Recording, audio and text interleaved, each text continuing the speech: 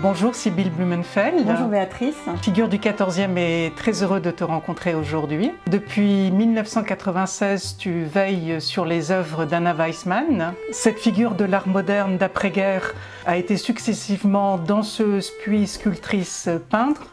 Quel lien as-tu tissé avec elle? J'ai tissé un lien intuitif avec Anna Weissmann. J'ai capté son art, elle avait capté que j'avais capté, et elle m'a passé le relais. Mon mari, Samuel Blumenfeld, est son fils unique.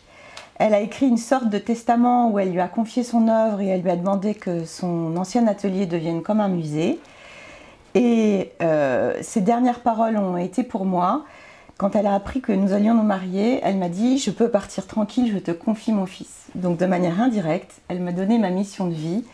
Et ma mission de vie, c'est d'orchestrer la renaissance et la reconnaissance d'Anna Weissmann dans le monde de l'art. Anna Weissmann m'a dit que son fils, Samuel, était sa plus belle sculpture. Parce qu'il était vivant et qu'elle aime sculpter le vivant et la vie.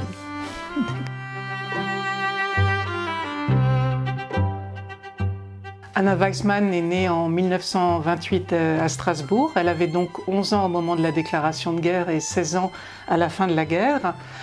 Comment elle et sa famille ont-ils vécu cette période? Alors on sait peu de choses de la vie d'Anna Weissmann pendant la guerre. Elle est née en décembre 28 à Strasbourg, qui a été annexée par les Allemands dès la défaite de la France. Et ils ont fait de Strasbourg une ville Judenrein, comme en Allemagne. Donc tous les Juifs ont dû quitter la ville et ils sont partis dans des wagons à bestiaux, comme les déportés. Et ils sont partis en groupe et elle est partie avec le mime Marceau, qui était aussi de Strasbourg. Mais elle n'en parle pas du tout parce qu'elle est tournée vers la vie. Elle n'a pas du tout pris un statut de victime. Et elle a fait d'ailleurs un certain nombre de sculptures qui s'intitulent La vie, Chai. Et sa dernière œuvre, sa dernière sculpture s'appelle L'homme évidé portant la vie en triomphe. Et c'est la vie qui triomphe de la mort. Elle destinait cette sculpture au mémorial du Plovdiv. Voilà, donc en fait, pour elle, c'est la vie qui compte. Toute son œuvre est un élan de vie.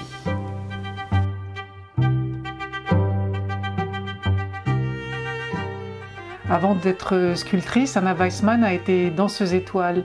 Comment est-elle arrivée à la danse? Anna Weissmann est née dans une famille de musiciens, d'amoureux de la culture. Elle a été élevée en musique et tout naturellement, dès ses premiers pas, elle est allée au conservatoire et elle a commencé la danse. Comme elle était très douée, elle s'est mise à faire des pointes et malgré l'exil à l'arrivée des Allemands, elle a continué à danser toute seule. Donc on a des photos d'elle en 1942 en train de faire des pointes dans sa chambre ou dans les jardins publics. Elle s'est entraînée toute seule, si bien qu'à la Libération, elle est devenue danseuse professionnelle des ballets de l'Opéra national du Rhin de Strasbourg. Donc elle n'avait même pas 16 ans et elle a arrêté l'école, ce qui fait d'elle une autodidacte, qu'elle est restée toute sa vie. Elle a fait ses classes à l'opéra et puis elle a été repérée par les ballets d'Amérique latine dont elle est devenue la vedette en interprétant le rôle de Carmen, qui lui convenait parfaitement parce que c'était l'incarnation d'une femme libre. Et c'est très impressionnant de voir une juive polonaise faire du flamenco et incarner une danseuse espagnole, et c'est un grand signe d'ouverture d'esprit. Et cette danse-là, même si elle l'a arrêtée, l'a accompagnée toute sa vie. Toute sa vie, elle a travaillé en musique dans son atelier, en écoutant des grands compositeurs. Et c'est pour ça que ces sculptures ont l'air animées, ont l'air de danser. Et ces traits de peinture sont des gestes purs de danseuse.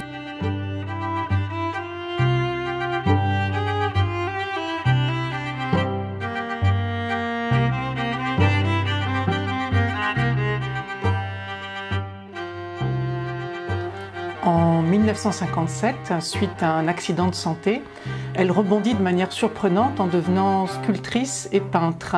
Peux-tu nous raconter comment? On peut dire qu'Anna Weissmann est une surdouée. Tout ce qu'elle touche, elle le réussit.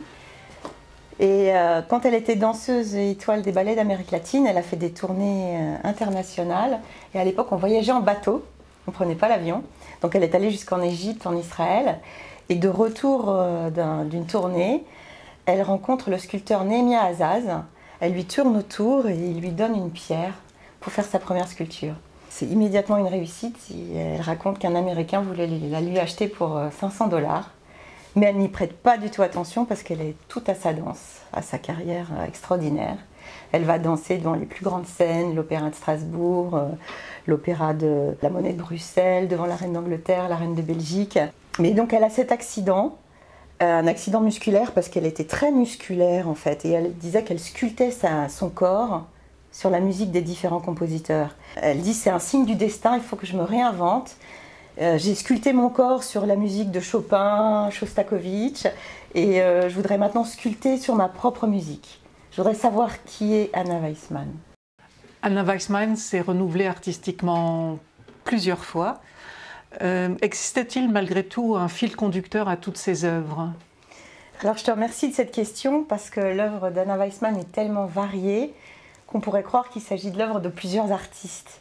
Et en fait, elle a passé sa vie à rebondir comme un marsupilami, comme la danseuse qu'elle était.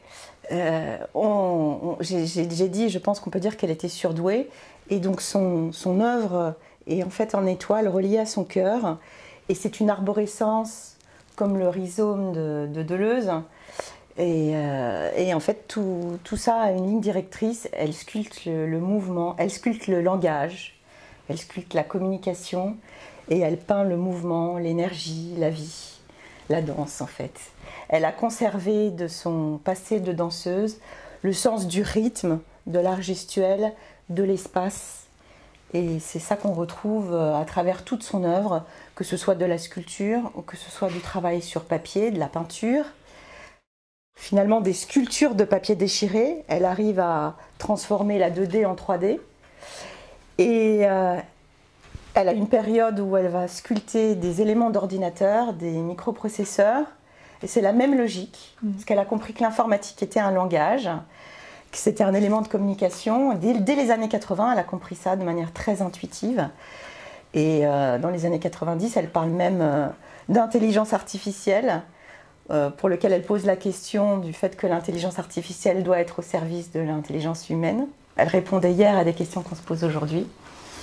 Ces sculptures de l'être sont vivantes. Elle dit que nous sommes constitués de l'être. Et lorsque dans les années 80, on fait la découverte du code génétique de l'ADN, pour elle, ça corrobore son intuition. Et elle fait des œuvres autour de la chaîne d'ADN, la double hélice hélicoïdale, qui tourne comme un vortex et comme une danseuse peut faire un geste. Et c'est la chaîne de Aleph, elle appelle ça l'arbre de vie. Donc ça peut paraître disparate, mais en fait tout est relié, c'est comme un réseau en fait.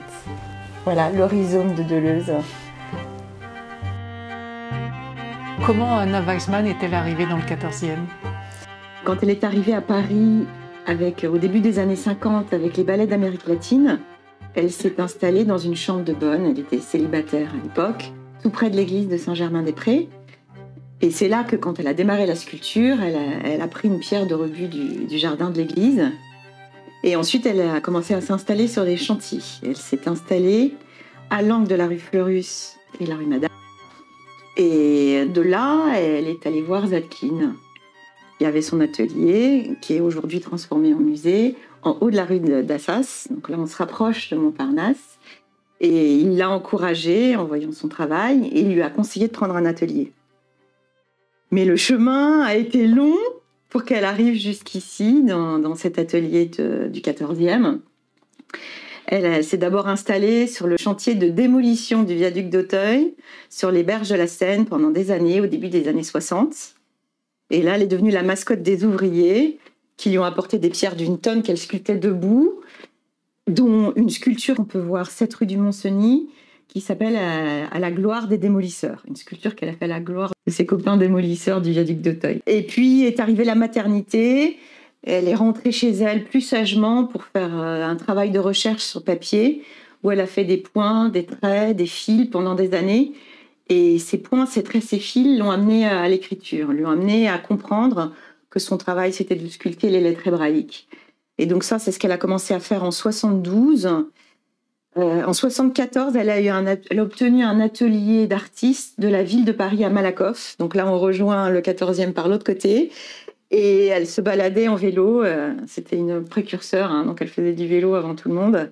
Et elle a commencé à arpenter le quartier qui était en déshérence. Il n'avait pas été rénové. Il y avait ce fameux projet de radial qui allait défigurer le quartier. Et donc, les bâtiments étaient entre deux, en fait. Ils n'étaient pas rénovés, ils n'étaient plus habités. Et c'est là qu'elle a commencé à avoir des baux précaires et à transformer en atelier les endroits les plus variés, d'anciens cafés, d'anciennes boutiques de fleuristes. Donc, elle a un peu tourné dans le quartier jusqu'à ce qu'elle découvre cet atelier, qui était promis aussi à la démolition et qu'elle a récupéré pour une bouchée de pain. Voilà. Et donc là, elle s'est installée et c'est là que sa carrière a pu vraiment décoller. Elle venait en vélo de Malakoff, où elle vivait dans l'atelier d'artiste, et elle travaillait ici, où elle avait toute la place pour faire des sculptures monumentales. Il y avait de la lumière zénithale, une hauteur sous plafond de 2 étages. Elle a résisté aux promoteurs qui voulaient faire un immeuble. Et on est toujours ici, on a la chance de pouvoir vivre dans son ancien atelier, que nous avons transformé en une galerie de son travail, conformément à son souhait. Et nous vivons au milieu de ses œuvres. Nous avons toutes ces sculptures dans un garage, un grenier rempli de tableaux et des œuvres qui sont exposées partout.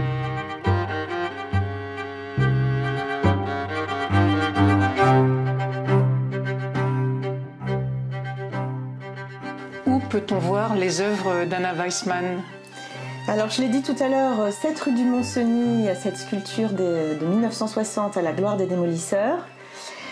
Elle a fait un mémorial aux victimes du nazisme à Sarcelles, qui est une sculpture biomorphique où des lettres hébraïques ressemblent à des corps qui se soutiennent.